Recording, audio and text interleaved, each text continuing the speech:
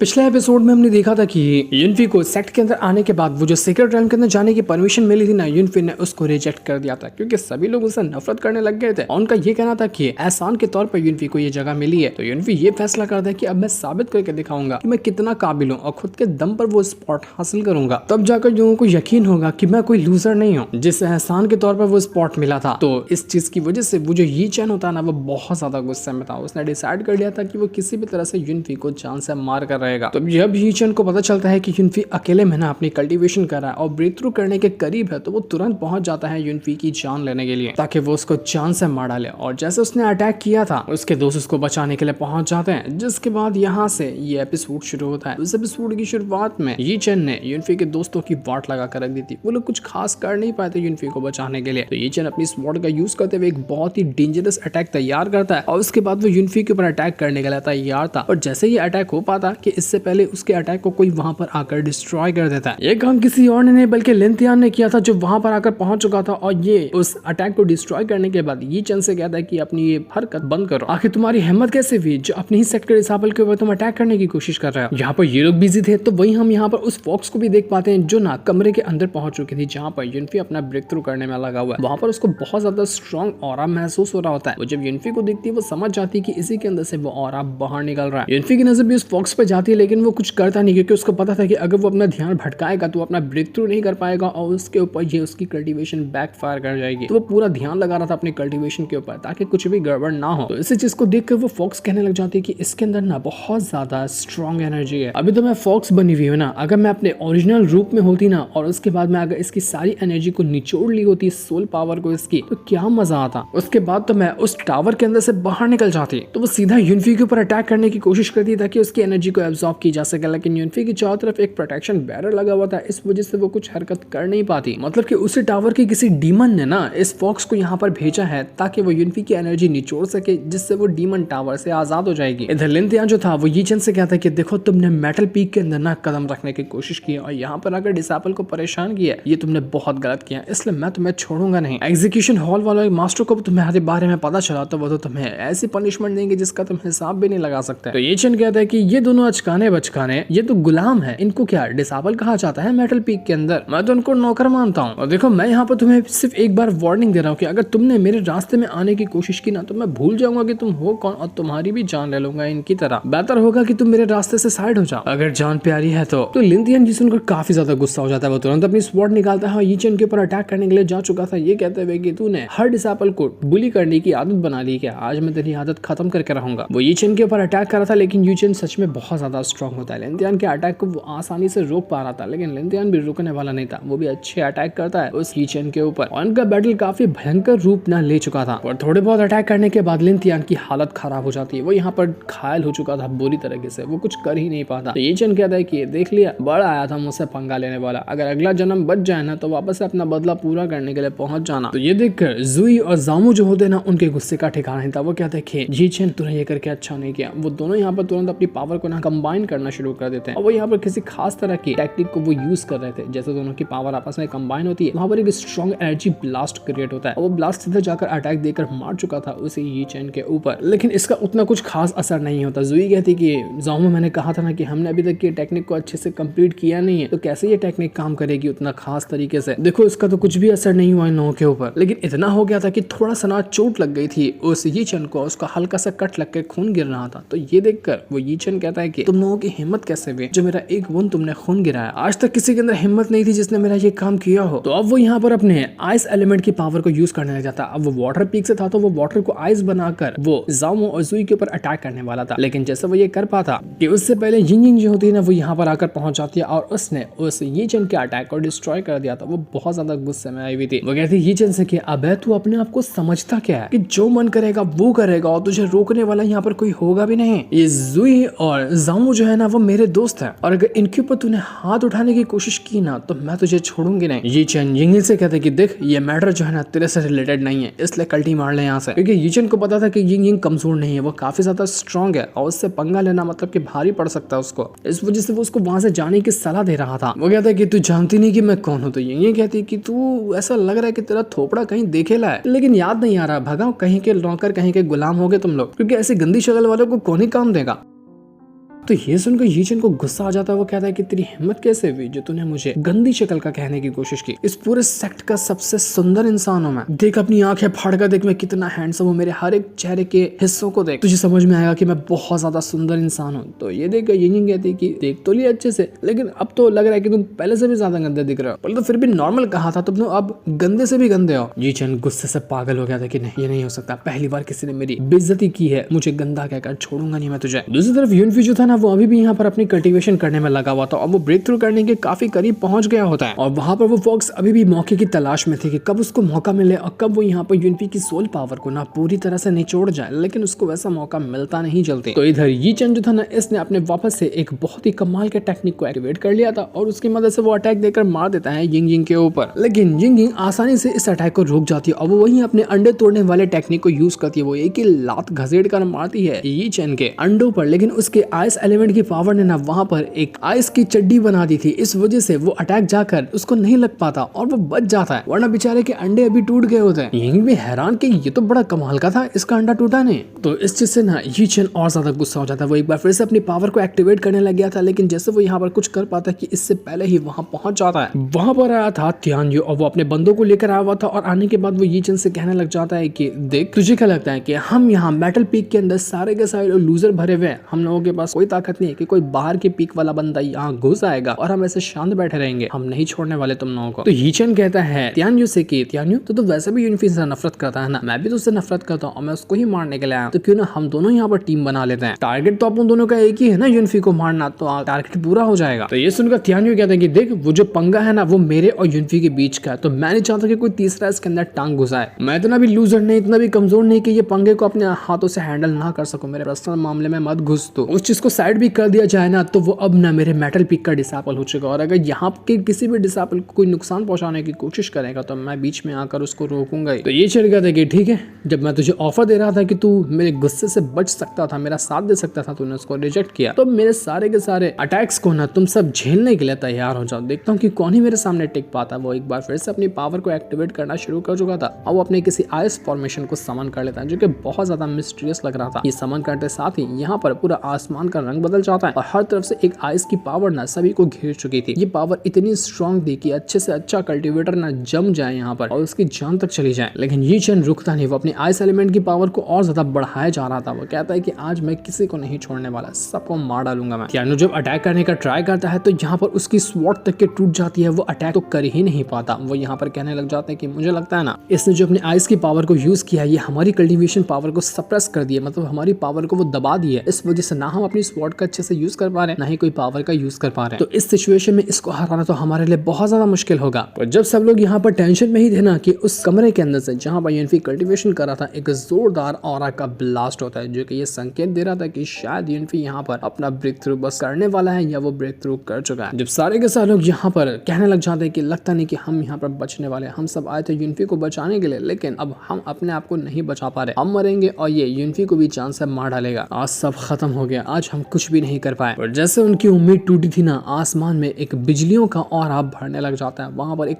Lightning strike होती है और वह सीधा आकर गिरती है उस रीचन के जो आइस एलिमेंट की पावर थी ना उसके ऊपर, जिससे होता है कि उसके आइस एलिमेंट की पावर एक सेकंड के अंदर चकन्ना चूर हो चुकी थी। किसी को यकीन ही नहीं होता कि आइस एलिमेंट की पावर आसानी से कैसे डिस्ट्रॉय हो गई। ये जो लाइटनिंग की पावर आई है, ये किया तो किया किसने? रीचन खुद पागल हो चुका था। वो सब लोग आसमान की ओर देखने लग जाते हैं, ये है कौन, कौन आ रहा है यहाँ पर। तब जैसे उनकी नजर जाती है आसमान की तरफ ना, हम देख पाते हैं कि ये कोई और नहीं बल्कि यूनफी था, जिसने अपना ब्रेक थ्रू किया है, जिसका नया ट्रांसफॉर्मेशन हुआ है और वो इतनी कमाल की एंट्री मारते हुए आया था ना, जिसका कोई हिसाब नहीं था। उसी के अंदर से वो लाइटनिंग पावर निकली थी, जिसने सारे के सारे अटैक को डिस्ट्रॉय करके रख दिया। और अब यहाँ पर यूनफी पहुंच चुका था अर्थ रैल्म के ना लेडी स्टेज के ऊपर। जितने भी यूनफी के दोस्त वगैरह थे ना, बस उसको देखते ही रह जाते हैं कि क्या उसका कमाल का ट्रांसफॉर्मेशन हुआ है। उसके लुक्स देखो, उसके कपड़े देखो, उसका सब कुछ कितना ज्यादा कमाल का और इतना हैंडसम लग रहा है। वो ये चन भी एक पल को एकदम दंग रह चुका था कि ये क्या किया इसने। लेकिन फिर भी वो उससे कहता है कि देख यूनफी, तुझे क्या लगता है कि तू यहाँ पर नया ट्रांसफॉर्मेशन बना कर आएगा तो तब तू मुझसे मुकाबला कर पाएगा? नहीं कर सकता, अभी भी मैं तुझे हराने का दम रखता हूँ। तो वापस से अपनी स्वॉर्ड लिए यूनफी के ऊपर अटैक करने के लिए जा चुका था। तो ये होने से पहले यूनफी तुरंत अपनी प्रोफाउंड स्वॉर्ड बाहर निकालता है और उसकी मदद से जैसे ही उस येजन ने अपने अटैक किया था ना, उसके सारे अटैक को डिस्ट्रॉय करता था। प्रोफाउंड स्वॉर्ड सीधा उसके तरफ ही बढ़ने वाली थी, पर जैसे जैसे वो अपने आप को बचा लेता है, यूनफी रुकने वाला नहीं था। उसके ऊपर ना अटैक का तो असर होगा ही नहीं। जब वो ब्रेक थ्रू नहीं किया था तब कुत्तों की तरह मारा था इस येजन को, तो अब ब्रेक थ्रू कर चुका है, तो ये चेन की तो आज मौत लिख दी गई है।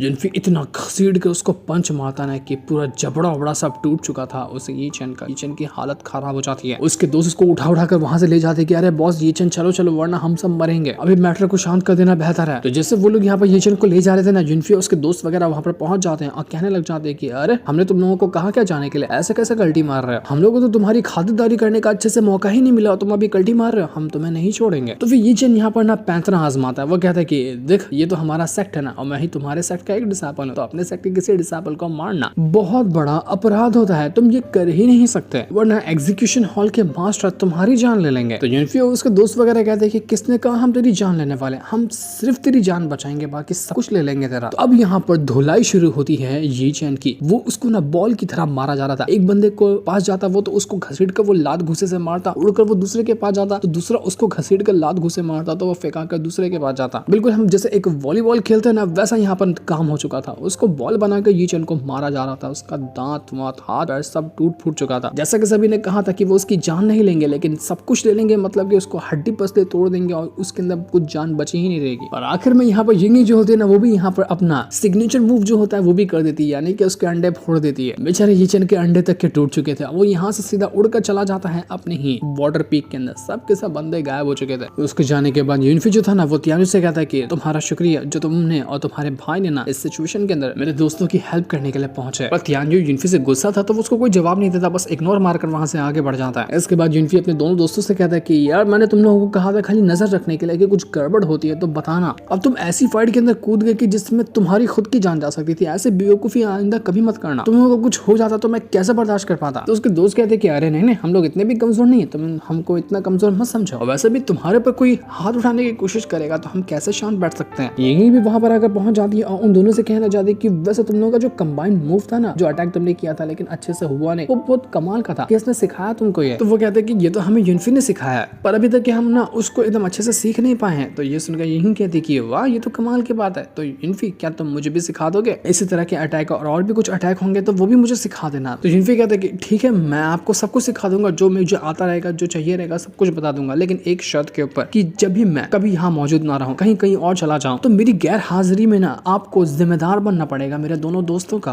कुछ भी इनके ऊपर हो तो उनको प्रोटेक्ट करने के लिए आपको आना पड़ेगा। तो यही कहती कि अरे इनकी फिक्र छोड़ो, ये तो मेरे भी दोस्त बन गए अब से, इनके लिए तो मैं कुछ भी करने को तैयार हूं, तो इनकी फिक्र आने तक कभी मत करना। दूसरी तरफ हम यहाँ पर तियानुआन सेक्ट के ही वाटर पीक का सीन देखते हैं, जहाँ पर ये चेन को ना लेकर आया गया था। उसकी हालत बड़ी बेरहमी से खराब थी, उसका इलाज किया जा रहा होता है, उसके दांत वगैरह सब टूटे फूटे थे। उसके दोस्त वगैरह उससे कह रहे कि अरे यू चैन तुम ना क्यों इतनी ज्यादा टेंशन लेते हो, आज हमने इतना ध्यान नहीं दिया था, हमें नहीं पता था कि वो युनफी अपना ट्रांसफॉर्मेशन यूज कर लेगा, वो ब्रेक थ्रू भी कर जाएगा, साथ ही साथ वो तियानु और लंतियान भी उसकी हेल्प करने के लिए पहुंच जाएंगे, इसी वजह से हम हारे, वरना आज तो यहाँ पर युनफी अकेला होता ना तो उसको मार ही दिया जाता। तो युनफी कहता है कि वो सब छोड़, मुझे ये बता कि मैंने तुझे कहा था ना युनफी का बैकग्राउंड ढूंढने के लिए, वो कहाँ से आता है, क्या करता है, क्या उसका बचपन जवानी क्या थी, सब कुछ की इन्फॉर्मेशन चाहिए। तो वो उसका दोस्त कहता है कि हाँ मेरे पास एक लेटर है, उसमें लिखा हुआ युनफी के बारे में। तो जैसे है ये चैन उस लेटर को पढ़ा होता ना, उसमें लिखा हुआ था कि युनफी ने ना वो जो थर्ड प्रिंस है यानी कि ब्यूटी ब्लेड का भाई, उसको ना पॉइजन से आजाद किया था, उसके पॉइजन को उसने ठीक किया था। तो इसकी वजह से ना उस प्रिंस ने युनफी को एल्केमी कंपटीशन जो होने वाला है कुछ दिनों बाद, उसमें इन्विटेशन भेजी है। तो युनफी आगे चलकर उसी कंपटीशन में पार्टिसिपेट करने वाला है। तो ये सुनकर वो कहने लग जाता है ये चैन के अच्छा, तो इसके ऊपर वो प्रिंस मेहरबान है ना, उसी के दम पर ये युनफी इतना ज्यादा उछलता है कि मैं कुछ भी कर लूं वो प्रिंस तो मुझे प्रोटेक्ट करने के लिए पहुंच जाएगा। और यहाँ पर ये जो लेटर भेजने वाला था ना कोई और नहीं था बल्कि वो जो ब्यूटी ब्लेड का भाई है उसका ही बड़ा भाई होता है। उसने सारी की सारी जानकारी दे दी इस ये चैन को, मतलब कि हो सकता है कि वो कुछ अलग ही प्लानिंग कर रहा होगा इस ये चैन के साथ। तो ये चैन कहने लग जाता है कि बस अब मौका चाहिए मुझे युनफी को मारने का, अगर मैंने उसको मार दिया ना तो एडर प्रिंस जो है जिसने मुझे ये लेटर भेजा है वो मुझसे बहुत ज्यादा खुश हो जाएगा, लेकिन मैं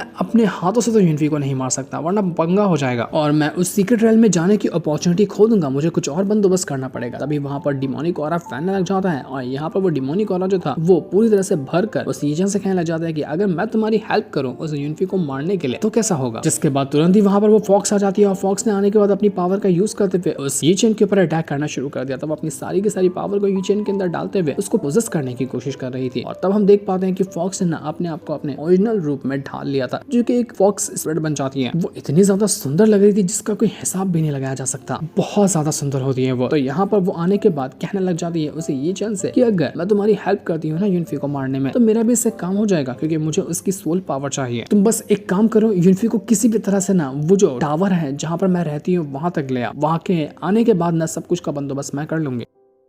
तब उस फॉक्स स्पिरिट से पोजेस हो चुका था ये चेन, तो वो कहता है कि बिल्कुल मैं तुम्हारे लिए करने को तैयार हूँ। अब देखना युनफी बचेगा नहीं। इन लोगों ने मिलकर तो युनफी की पूरी तरह से फील्डिंग सेट कर दी थी। अब देखते हैं युनफी के साथ आगे क्या होगा। हम उस फॉक्स स्पिरिट को एकदम जोर से खिलकारी मारते हुए हंसते हुए भी देख पाते हैं उसी टावर के अंदर से, क्योंकि ये इसी टावर के अंदर फंसी हुई है। यहाँ पर उसको कैद करके रखा गया, लेकिन अगर वो युनफी की सोल पावर निचोड़ लेती है ना, तो वो यहाँ से बाहर निकल पाएगी और इसी की वो फॉक्स भी है जो आसपास मंडरा रही है। इसके बाद हमें अगले दिन का सीन दिखाया जाता है जहाँ पर युनफी के दोनों दोस्त जो थे ना वो फॉक्स को ढूंढ रहे थे। अब उनकी फॉक्स के साथ दोस्ती हो गई थी, तो उनको टेंशन होती है कि फॉक्स कहाँ पे चली गई। युनफी जब फॉक्स के बारे में सुनता है उसको याद आता है कि ये तो वही फॉक्स है ना जो मैं कल्टीवेशन कर रहा था, तो वो वहां पर आई थी। उसको वो याद नहीं था कि फॉक्स ने उसके ऊपर अटैक करने की कोशिश की थी, लेकिन ये याद था कि वो फॉक्स वहां पर आई थी। तो वो कहता है कि हो सकता है ये फॉक्स कुछ कमाल की होगी जो मेरे आसपास ना घूम रही है, उसको मुझसे कुछ चाहिए होगा, तो मुझे उसको ढूंढना चाहिए। तो अब ये तीनों के तीनों मिलकर उस फॉक्स को ढूंढने लग गए थे। तो ऐसे ही ढूंढते हुए ना युनफी जो होता है ये तियानजुन सेक्ट जो है उसके सबसे मेन पीक के अंदर आकर पहुंच जाता है, जो कि सारे पीक का ना एक हिसाब से बॉस है। और जैसे यहाँ पर आया था युनफी को अपनी पावर से पता चलता है कि इस जगह के नीचे ना एक अर्थली ड्रैगन वेन मौजूद है, मतलब इस पीक के नीचे बहुत ही ज्यादा पावरफुल ड्रैगन की वेन्स मौजूद होगी। और इसी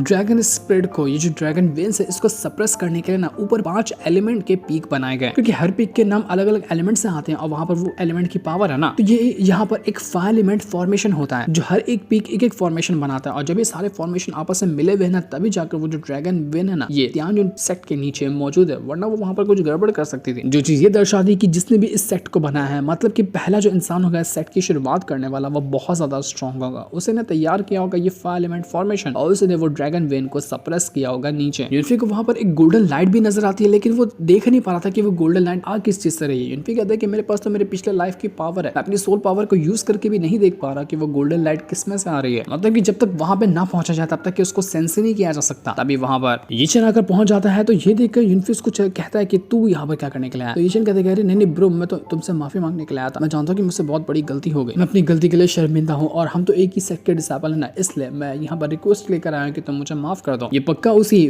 फॉक्स स्पिरिट जो है उसके कंट्रोल में रहकर ऐसी बातें कर रहा था। तो युनफी जो होता है ना उसको वापस से वही डिमोनिक ऑरा ना सेंस होने लगता है। जब वो फॉक्स आसपास होती है ना, उस टाइम जैसा ऑरा महसूस होता है, तो वैसा भी इसको वापस से महसूस होने लग गया था, जो कि आ रहा था उसी यीचन के अंदर से। तो युनफी समझ जाता है कि कुछ ना कुछ तो मामला गड़बड़ है। वो कहता है कि मैं सोच कर बताऊंगा कि तुम्हें माफ करना है या नहीं करना है, क्योंकि अभी मैं थोड़ा सा बिजी हूँ, मैं अपनी उस लिटिल फॉक्स को ढूंढ रहा हूँ। तुम्हारे अटैक करने की वजह से ना वो डर के मारे कल रात को ही कहीं छुप गई थी। तो यीचन कहते कि फॉक्स, अरे हाँ मैंने अभी एक फॉक्स को देखा जब मैं यहाँ पर आ रहा था, वो उसी फॉरेस्ट की तरफ गई है जहाँ पर वो डीमन टावर भी है। कहो तो मैं तुम्हें अपने साथ ले चलता हूँ, चलोगे मेरे साथ? हम दोनों उस फॉक्स को ढूंढ लेंगे। यही तो यहाँ पर फॉक्स ने उसको काम दिया था कि उसको युनफी को किसी भी तरह से वो जंगल के अंदर ले जाना है। तो युनफी को ये बात नहीं पता थी, इसलिए वो यीचन से कहता है कि ठीक है ले चलो मुझे, तुमने कहाँ पर उस फॉक्स को देखा है। तब ये लोग उसी डीमन टावर की तरफ बढ़ना शुरू हो चुके थे। काफी दूर तक सफर करने के बाद वो जंगल वाले एरिया में आ जाते हैं जहाँ पर वो डीमन टावर मौजूद है, जहाँ यीचन अपने मन के अंदर कह रहा था कि इस युनफी ने ना बहुत परेशान किया, बहुत इसने मुझे तकलीफ दी है ना, आज सारी चीजों का बदला पूरा होगा, आज ही युनफी की जान जाएगी, आज ये बचने वाला नहीं है, बहुत हो गया इसका नाटक। वो यहाँ पर युनफी को एक प्लेटफॉर्म के पास लेकर आता और कहने लग जाता है कि इसी प्लेटफॉर्म के पास मैंने उस लिटिल फॉक्स को देखा था कुछ टाइम पहले, अब वो यहाँ पर नहीं दिख रहे, ढूंढो वहां पर होगी शायद। तो जैसे युनफी उस प्लेटफॉर्म पे खड़ा होता है ना, यीचन तुरंत अपनी पावर का यूज करते हुए उस प्लेटफॉर्म को एक्टिवेट कर देता है, जो कि किसी तरह का ट्रैप था और उसके अंदर जाकर अब युनफी फंस चुका था। यही तो काम था उस यीचन का, उसने यहाँ पर उस फॉर्मेशन के अंदर युनफी को ट्रैप करके रख दिया। यीचन कहता है कि देखा युनफी, तुझे तो फंसाना बिल्कुल आसान लगा, मुझे लगा था कि थोड़ा सा मुश्किल होगा, लेकिन तू तो मेरी एक बात के अंदर ही मेरी बात मान गया और यहाँ पर आकर मेरे जाल में तो फंस चुका है, अब तो नहीं बचने वाला,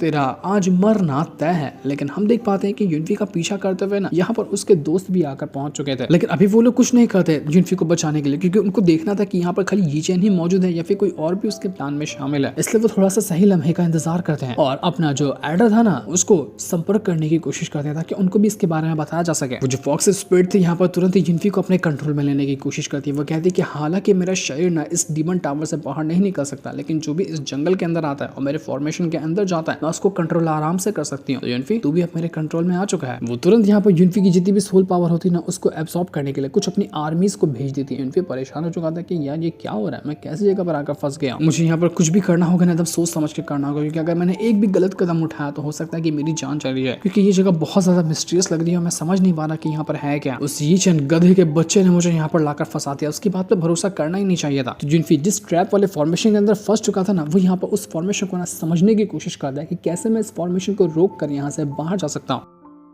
तो थोड़ा सा वो दिमाग लगाता है, थोड़ी सी अपनी पावर का यूज करता है, तो उस फॉर्मेशन से बाहर निकलने का तरीका ना काफी हद तक के ढूंढ चुका था, लेकिन वो बाहर निकल पाता। इससे पहले वो जो फॉक्स स्पिरिट ने अपनी आर्मी को भेजा था ना युनफी की सोल पावर को करने के लिए, वो वहां पर पहुंच जाती है और अब वो युनफी के ऊपर अटैक करने लग गई थी। युनफी यहाँ पर बाहर निकलने की कोशिश करता है, लेकिन गड़बड़ ये हो जाती है कि अब वो ना इसी चक्कर में गलत जगह पर पैर रख देता है और इस वजह से ये फॉर्मेशन और भी ब्रूटल अटैक मारना शुरू कर देता है युनफी के ऊपर। अगर उसने एक भी गलत जगह पर पैर रखा ना फॉर्मेशन के, तो फॉर्मेशन उसकी जान ले लेगा। उसको सही जगह पर पैर रखते हुए यहाँ से बाहर निकलना पड़ेगा। अपनी पावर का यूज करते हुए जितने भी अटैक्स वगैरह आ रहे थे वो उनको रोकने की कोशिश करता है, लेकिन वो अटैक्स बहुत ज्यादा स्ट्रॉन्ग थे और उन्होंने यहाँ पर युनफी को पूरी तरह से जकड़ लिया था। इसके बाद वो आर्मी आकर युनफी की सोल पावर को सक करने लगती है। युनफी को इतनी तकलीफ हो रही थी कि वो तकलीफ बर्दाश्त ही नहीं कर पा रहा था। वो उसकी सोल पावर को सक करके सीधा वो जो फॉक्स स्पिरिट की ओरिजिनल बॉडी होती है ना उसमें ट्रांसफर करने लगते हैं। फॉक्स स्पिरिट कहती है कि इतने दिनों के बाद मुझे यहाँ पर ना मेरी ओरिजिनल बॉडी को अच्छे से सेंस करने का मौका मिला है। ये जो फॉक्स स्पिरिट थी इसका नाम था हू मियाओ, बड़ा ही प्यारा नाम था, जितनी प्यारी वो दिखती है वैसा ही उसका नाम भी था। हू मियाओ कहती है कि मुझे इतने से सबर नहीं हुआ, मुझे और चाहिए युनफी की सोल पावर, मैं अभी रुकने वाली नहीं हूँ। तो अपनी और बड़ी आर्मी को भेजती ताकि युनफी की और ज्यादा पावर को वो निचोड़ सके।